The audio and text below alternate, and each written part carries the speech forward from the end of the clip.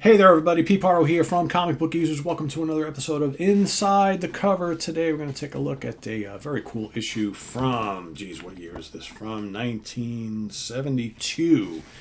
It is issue number 151 of Captain America and the Falcon. Panic on Park Avenue. That's right. Mr. Hyde strikes again, and the Scorpion hangs loose. Sal Buscema cover.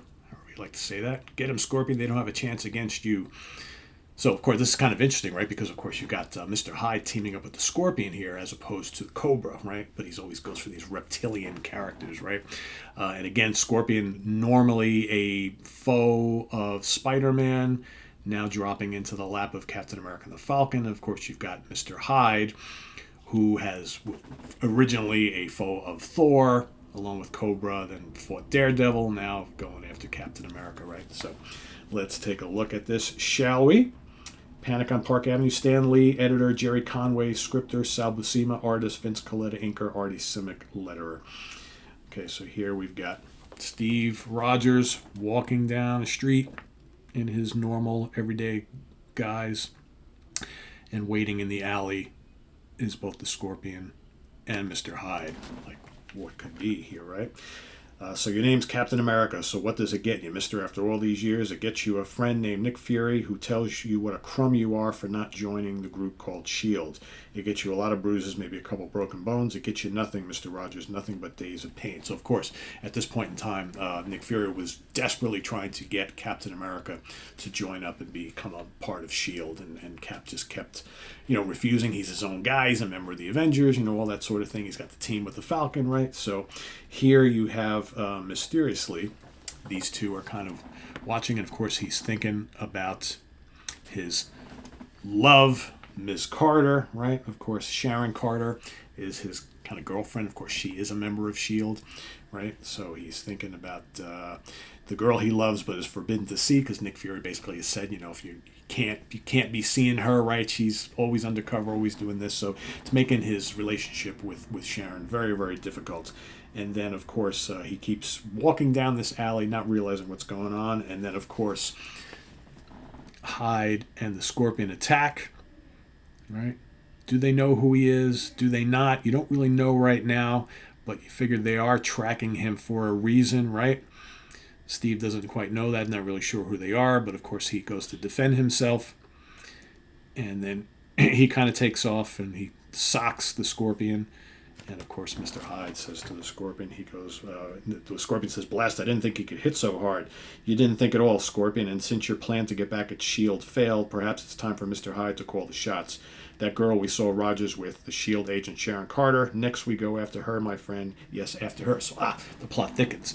So they were following Steve Rogers. They know exactly who he was because they saw him with Sharon Carter. She's a member of S.H.I.E.L.D., so they got a bone to pick with S.H.I.E.L.D. So that's why they're using Steve. So here we go. Let's switch over to the Falcon.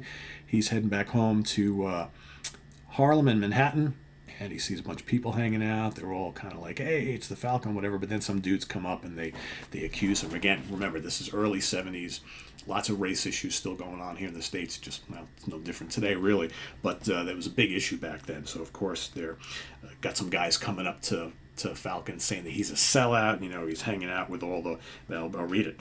"You're one of Whitey's jive mouth Uncle Toms," right? So, of course, the Falcon takes offense at that.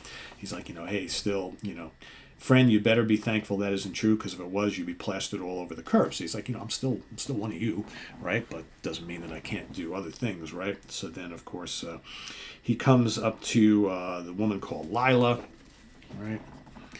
She's trying to talk to him, and, Cap's a little upset.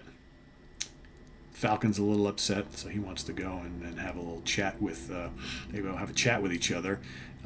Cap shows up at his place. He goes, "Hey, man, I need a friend."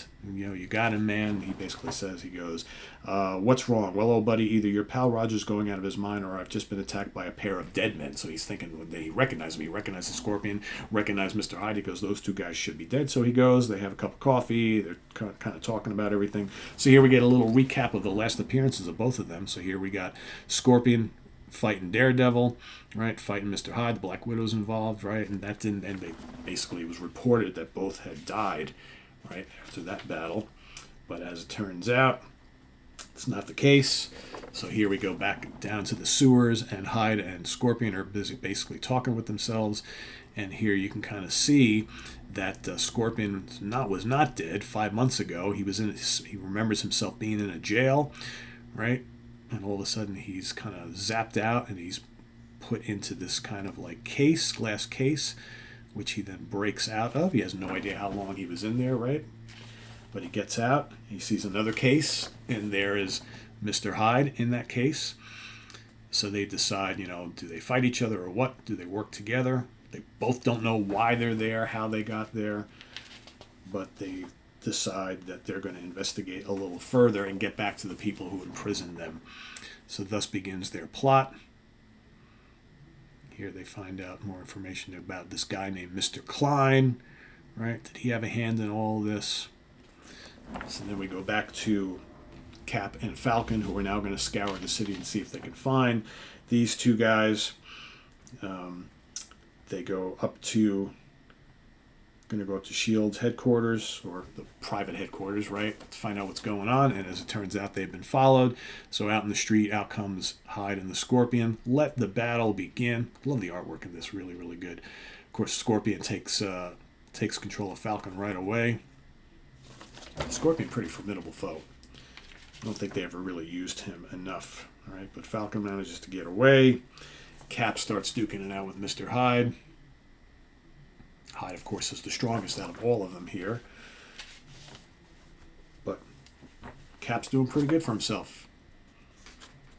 All right, and then Scorpion thinks that Falcon is finished, but he comes and attacks him from behind. He's actually okay. Here's Let's Wrap with Cap letters page. And then, of course, Falcon thinks that he's, on the up and up here. Hit him hard, Scorpion's tail lashes out, whacks him. But then, of course, his Falcon comes and starts pecking him on the head. Right? Meanwhile, Hyde gets distracted by all this that's going on. Cap comes in and whacks him again. And then out of the apartment next door, or the office there, or whatever, Sharon Carter comes out. That's exactly who they were there to get. And Hyde sees the advantage, runs to go grab Sharon Carter, does so,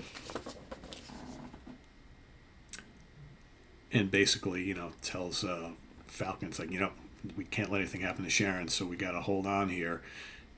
Meanwhile, Falcon's thinking, well, we blew our chance. We had these guys. We had them. What are you doing? And so he continues to go after Scorpion, right? But Cap's basically telling him to stop, let them go, right? We can't let anything happen to them. So they slinker down into the sewer. And then, of course, who shows up? Nick Fury. He's all like, what'd you do? What happened? How did you let them take Sharon? Whatever. And, of course, Cap's already pissed at Nick. He's already pissed at Sharon. They had to let Sharon go in the clutches of the two villains. And so he basically goes and whacks Nick Fury and storms off. And basically the last thing that Falcon says is, in case you hadn't guessed it, Fury, you just made the biggest mistake of your career.